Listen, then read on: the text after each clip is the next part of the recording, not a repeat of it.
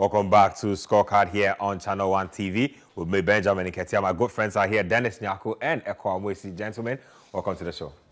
Thank you. Let's get right into it. Let's start off with some local football.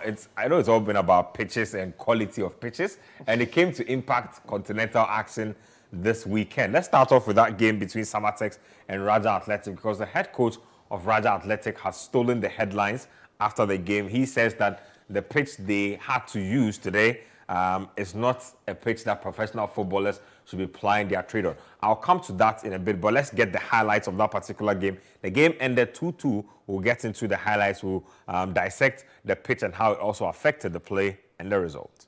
Buzak delivers. There's a flick on and Raja have opened the scoring at the Accra Sports Stadium. Samartex, the Ghanaian champions, have been pegged back on home soil. Raja Casablanca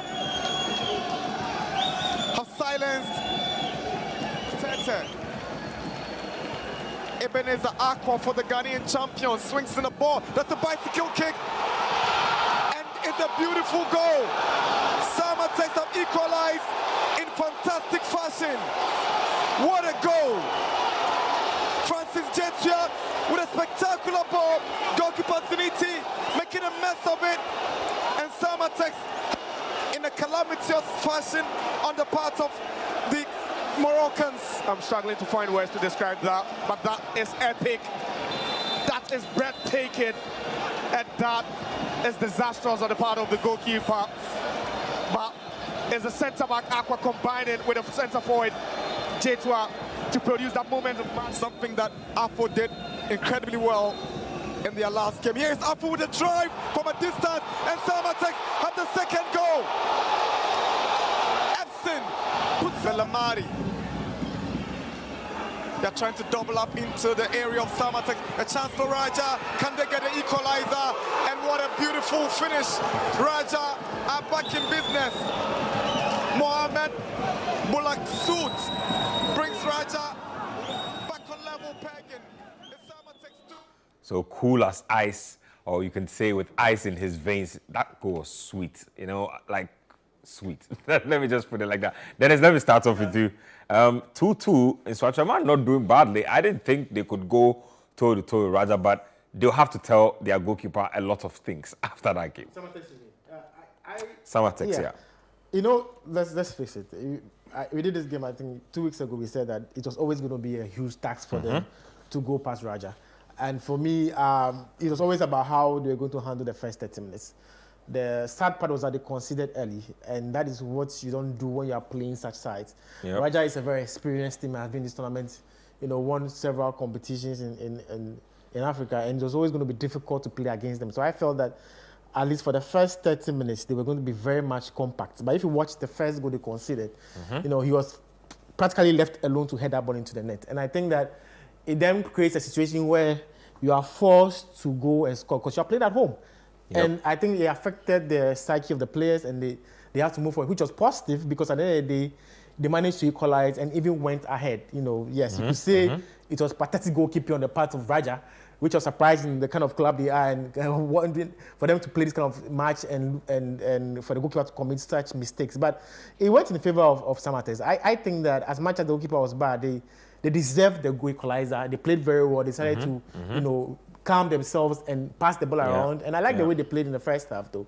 But, you know, at the end of the day, it came down to the experience. Raja is a very experienced side. They knew how to come here. I felt they didn't necessarily have to come and win the game. They just had to be in the match, and that's what they did. So I heard a coach complain about the pitch. It's interesting because, you know, I heard during the week that the ministry were going to ask CAF to come and watch the Accra Sports Stadium and then the Lagos Sports Stadium. And we saw videos of the Lagos Sports Stadium today. Yeah. Horrible state. And it tells me that our leaders are just a bunch of jokers. Because instead of tackling the issues, they want to create that kind of a lot of propaganda. And it's not going to help us. It's about trying to solve the problem. You've created a whole mess already. Let's find a way to solve it. And you're doing a lot more propaganda. And it's funny because you saw the pitch yesterday. Horrible state. The one at Legon, terrible state. So it's sad. But let me just move to the game. I'm disappointed because I don't think Samartex can get over this. I don't think they will survive in Survive Morocco, because going to Morocco in that kind of atmosphere and it would be very difficult. If they had any chance at all, it was trying to get past Raja, at least with a clean sheet. True. And that would have helped them the second leg. Worst case, at least win the game. At least win the game. And that's what they couldn't do. For Raja to get 2 goals and going to Casablanca will be very difficult to Samartex. But I always say that it's positive for them. It's their first time in this kind of situation. I don't think they've done badly. They played a good game today. But it comes down to the experience. Raja just know how to get around these games. And as much as I felt they played well, it will be a very difficult task for them to go to Raja and go past Casablanca. It was a very good game, honestly. When they were leading 2-1, I thought, Samartex will have to stay back and at least win the game by 2-1. Because this is your home that you are playing. Like what you said, at least try as much as possible to win before you go. I win. So 2-1, I was hoping that the game will end, without scoreline. But I think that Raja are just a very good side. With experience, they have quality, more than FC Samartex, and then they came back. But I think that it's a game of football, anything can happen. But then we know that anytime that they go, a Ghanaian team, they go to the North African side. Listen, it's brutal. It has been brutal for all the Ghanaian teams that have traveled to the North African side.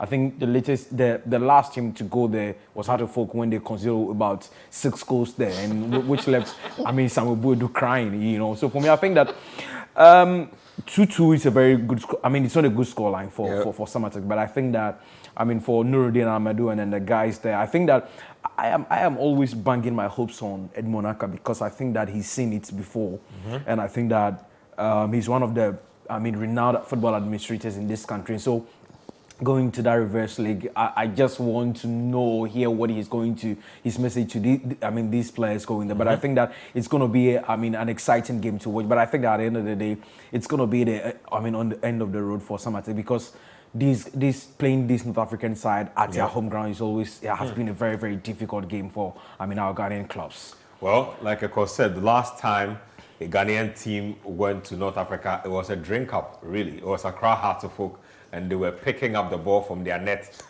at an average of almost every 10 minutes. So that's what it was. When you look at what Raja will do when they go back home, now if you notice what Samartex did, they played their game down here, barely had any fans in the stands. Raja will have the stadium packed to the rafters. And Ben, there was a video when on my way here. You wouldn't believe that the Raja fans were in town and they came with Trotsky. No, they'll come. They have a lot of. They have a large following. And I was surprised to see them following their team down here. And the Moroccans are doing a lot down here in terms of their embassy, their high commission. They are preparing for the AFCON, and so there's a lot of Moroccan activation down here. So I'm not even surprised that they did what you're talking about. But we are playing more North African opposition. Constantine were up against Nsoatreman Football Club. Nsoatreman were not as lucky as Samartex. They couldn't even get a draw out of their game. Let's get the highlights. We'll come in studio and discuss.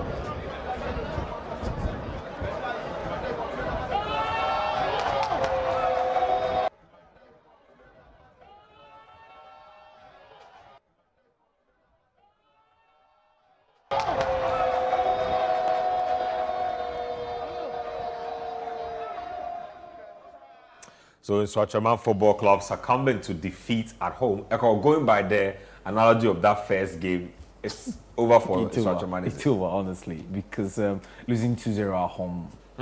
Going back to this same territory. I think. At the end of the game, I was a bit disappointed, honestly, because I listened to an interview by Yaprek ahead of the game, and he was so confident, and he kept on saying that he knows what he's conveyed to his boys, and he's expecting them to play just according to what he's told them. But I think that I mean, losing 2-0, I think is very, very disappointing. And I'm sure that Yapreko himself know that, listen, this is the end of the road for us.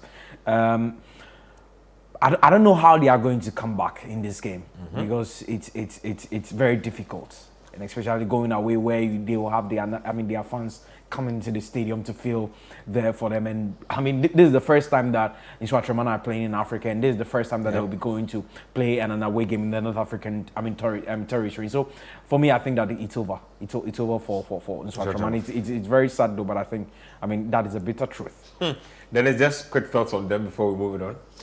For me, like I said the last time, they should just enjoy the experience. I don't want to be too critical, to be honest. But Dreams FC went their first time and did more than enjoy the experience. Exactly, but you see, you watch Nsoatreman, you watch their capacity and see how they've played. You know, there's a team that you could see, even when you watch the game, you realize there's a vast difference between the two clubs. Yeah. You know, you watch the first goal they conceded, very naive.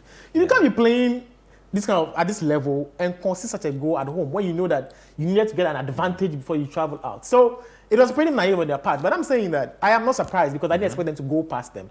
So I feel like yes, it's an experience for them. They wanted to come and win, but they don't have what it takes. They didn't have the capacity to go past Constantine. And if you watch the game, you could see that there's a big gap between the two clubs. So for me, like you said, I don't see they will not. They have a 2-goal deficit at home. There's no way they will go and travel and do a miracle. It's not going to happen. But it's unfortunate. But to be honest, I don't see the two clubs going to the next level. Well, let me talk about